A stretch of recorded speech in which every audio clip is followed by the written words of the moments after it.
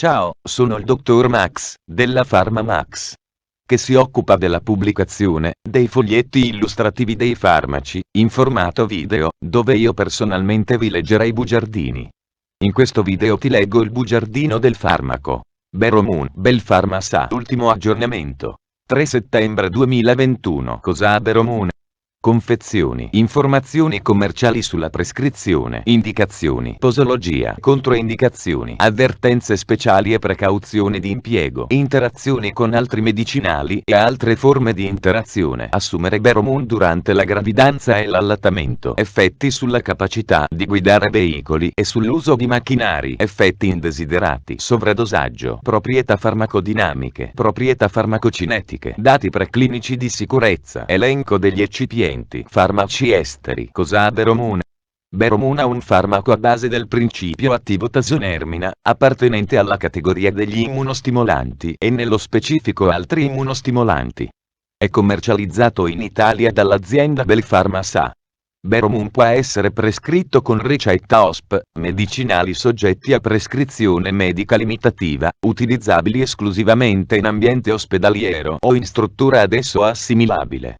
Confezioni, informazioni commerciali sulla prescrizione titolare. Belpharma SA. Ricetta OSP, medicinali soggetti a prescrizione medica limitativa, utilizzabili esclusivamente in ambiente ospedaliero o in struttura ad esso assimilabile. Classe H. Principio attivo tasonermina. Gruppo terapeutico immunostimolanti. Forma farmaceutica polvere. Indicazioni. Beromun è indicato nei pazienti adulti come terapia adiuvante alla terapia chirurgica finalizzata alla rimozione del tumore, al fine di prevenire o ritardare l'amputazione dell'arto, o come terapia palliativa in presenza di sarcomi inoperabili dei tessuti molli degli arti, somministrata in associazione al melphalan per perfusione locoregionale ipertermica moderata dell'arto, ILP.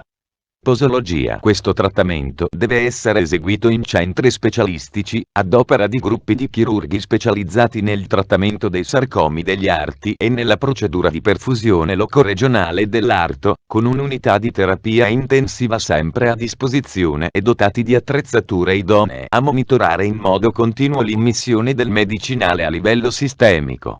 Posologia. Beromun. Arto superiore. Dose totale 3 mg per ILP. Arto inferiore. Dose totale 4 mg per ILP. Melphalan. La dose di Melphalan deve essere calcolata in accordo al metodo litro-volume di Vieberdink, Vieberdink lunga, Benquisen C, Brater P, Mansloten A, Oltius GA. Dosimetri in isolation perfusion of Telims by assessments of perfused tissue volume and grading of toxic tissue reactions. Eurilunga Cancer Clenoncol 1982.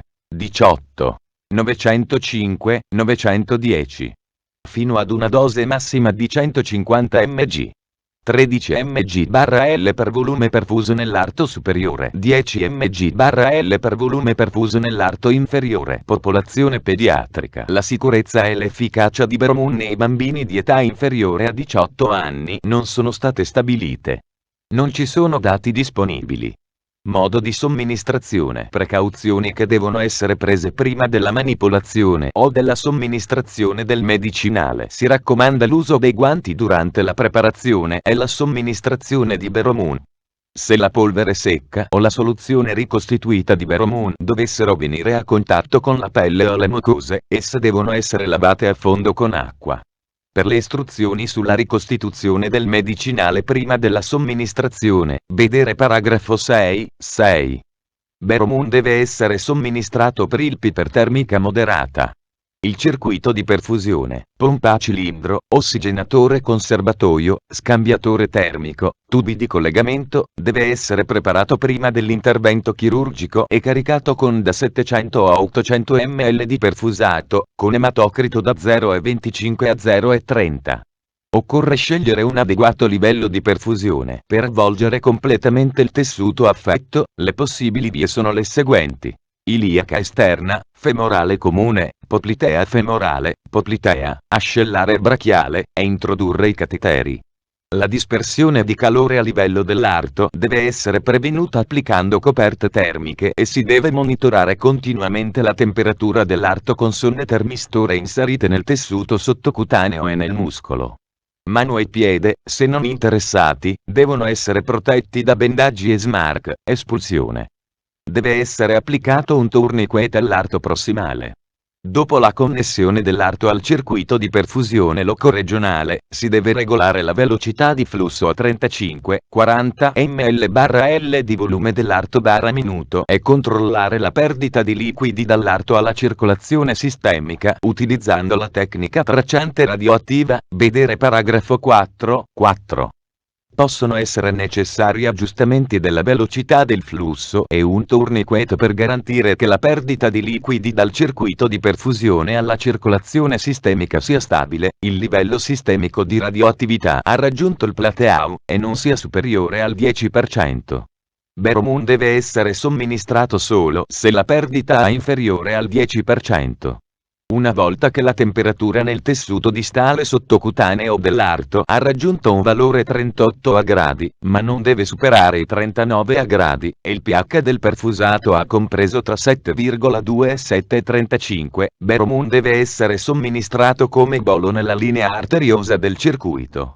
Dopo 30 minuti di perfusione del solo Veromun, si deve aggiungere Melphalan come bolo nel serbatoio del circuito, o aggiungerlo lentamente nella linea arteriosa del circuito.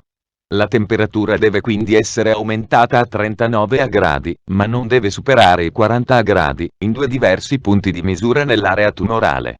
La durata della perfusione per la somministrazione di Melphalan deve essere di 60 minuti. In questo modo, la durata totale della perfusione sarà di 90 minuti. Al termine della perfusione, il perfusato deve essere raccolto nel serbatoio mentre il fluido di lavaggio è aggiunto contemporaneamente al circuito e deve circolare alla stessa velocità di flusso di 35-40 ml/L di volume dell'arto/minuto. Il lavaggio deve continuare fino a quando il colore del perfusato è rosa chiaro, trasparente, vedere paragrafo 4.4. Ogni qualvolta possibile si deve procedere alla rimozione chirurgica del tumore residuo. Se necessario, può essere effettuata una seconda perfusione locoregionale dell'arto 6-8 settimane dopo il primo trattamento, vedere paragrafo 4.4. Controindicazioni. Le controindicazioni all'impiego di Veromun per ILP, suddivise per componenti della procedura, sono: controindicazioni a Veromun.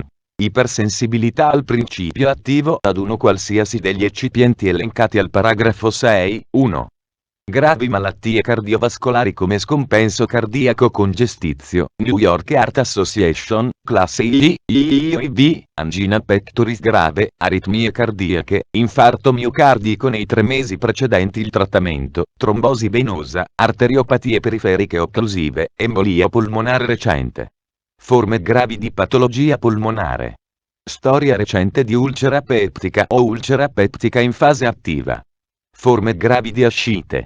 Alterazioni ematologiche clinicamente significative, esempio leucociti 2,5x109L, emoglobina 9G/DL, piastrine 60x109L, diatesi emorragica o sanguinamenti. Alterazioni della funzionalità epatica clinicamente significative, esempio livelli di aspartato aminotrasferasi, di alanina aminotrasferasi o di fosfatasi alcalina superiori di 2 volte al limite superiore di normalità, o livelli di bilirubina superiori di 1,25 volte al limite superiore di normalità. Ipercalcemia 12 mg/dl, 2,99 mol/L. Pazienti per i quali sia controindicato l'uso di farmaci vasopressori. Pazienti per i quali sia controindicato l'uso di anticoagulanti. Trattamento contemporaneo con sostanze cardiotossiche, esempio antracicline. Gravidanza e allattamento, vedere paragrafo 4.6. Controindicazioni a Melphalan. Prendere come riferimento il riassunto delle caratteristiche del prodotto di Melphalan. Controindicazioni alla procedura ILP. Gravi forme di ascite. Grave forma di linfoedema dell'arto. Pazienti per i quali sia controindicato l'uso di agenti vasopressori.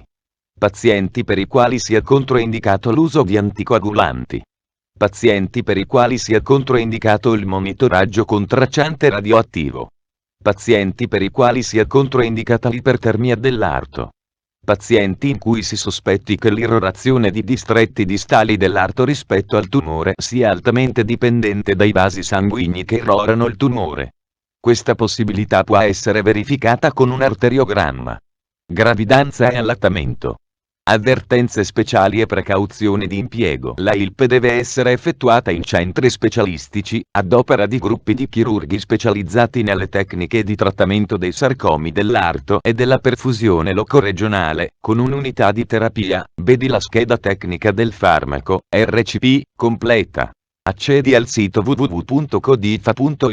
Interazioni con altri medicinali e altre forme di interazione. Non sono stati effettuati studi di interazione. Beromun è stato somministrato con interferone gamma nella procedura di perfusione locoregionale dell'arto, ma non ha stato dimostrato valore aggiunto. L'aggiunta di interferone gamma, vedi la scheda tecnica del farmaco, RCP, completa. Accedi al sito www.codifa.it. Assumere Beromun durante la gravidanza e l'allattamento. Posso prendere Beromun durante la gravidanza e l'allattamento? Gravidanza. Non vi sono dati adeguati riguardanti l'uso di Tazonermina in donne in gravidanza. Gli studi sugli animali sono insufficienti per evidenziare gli effetti sulla gravidanza e sullo sviluppo embrionale. Vedi la scheda tecnica del farmaco, RCP, completa. Accedi al sito www.codifa.it. Effetti sulla capacità di guidare veicoli e sull'uso di macchinari non pertinente. Effetti indesiderati. Riassunto del profilo di sicurezza. Gli effetti indesiderati possono essere collegati a Beromun, a melfalano, alla procedura ILP e alle misure ad essa associate o ad una combinazione di, vedi la scheda tecnica del farmaco, RCP, completa. Accedi al sito www.codifa.it.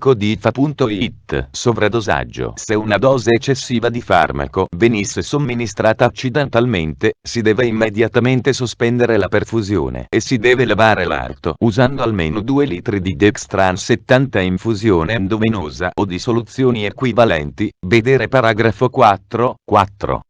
In caso di evidenti segni di tossicità sistemica, quali comparsa di febbre, aritmie cardiache, shock/ipotensione, sindrome da distress respiratorio dell'adulto, ARDS, è necessario instaurare le consuete misure generali di supporto e trattamenti di supporto, trasferendo il paziente immediatamente in una unità di terapia intensiva per il monitoraggio. Si consiglia l'uso di espansori del volume plasmatico e la somministrazione di farmaci vasopressori. Nel caso si manifesti la sindrome da distress respiratorio dell'adulto, può essere necessario ricorrere ad un respiratore artificiale. Le funzionalità renale ed epatica devono essere monitorate strettamente. Si possono verificare alterazioni ematologiche come leucopenia, trombocitopenia e alterazioni della coagulazione. Attualmente non è disponibile un antidoto specifico per Tazonermina. Si sconsiglia il trattamento con anticorpi anti-TNF più o meno. Prendere come riferimento il riassunto delle caratteristiche del prodotto di melphalan per informazioni circa il sovradosaggio con melphalan. Proprietà farmacodinamiche. Categoria farmacoterapeutica. Altri immunostimolanti. Codice ATC. L03X11. Meccanismo d'azione. In vivo l'attività antitumorale è basata probabilmente sia su effetti diretti che indiretti. Inibizione diretta della proliferazione delle cellule tumorali. La proprietà farmacocinetiche. Farmacocinetica sistemica. Le informazioni sulla farmacocinetica sistemica della Tazonermina sono scarse. È stato osservato un effetto dose dipendente, come evidenziato dalla diminuzione della clearance e dall'aumento dell'emivita con l'aumentare delle dosi. Dati preclinici di sicurezza. Il profilo tossicologico della Tazonermina è stato valutato in studi preclinici usando topi, ratti, conigli, cani e scimmie. Variazioni ematologiche e circolatorie, diminuzione del benessere e aumento di peso. Cosa? Elenco degli eccipienti: sodio di idrogeno fosfato di idrato, disodio fosfato dodecaidrato, albumina di siero umano. Fonte: foglietto illustrativo. AIFA, Agenzia Italiana del Farmaco. Le informazioni presenti possono non risultare essere aggiornate. Per avere accesso alla versione più aggiornata, si consiglia l'accesso al sito web dell'AIFA, Agenzia Italiana del Farmaco. Grazie per avermi seguito fino a qui, spero che la PharmaMax ti sia stata utile. Iscriviti al canale e sarai informato sulla pubblicazione dei nuovi video bugiardini. Buon proseguimento, ci vediamo al prossimo farmaco esaminato.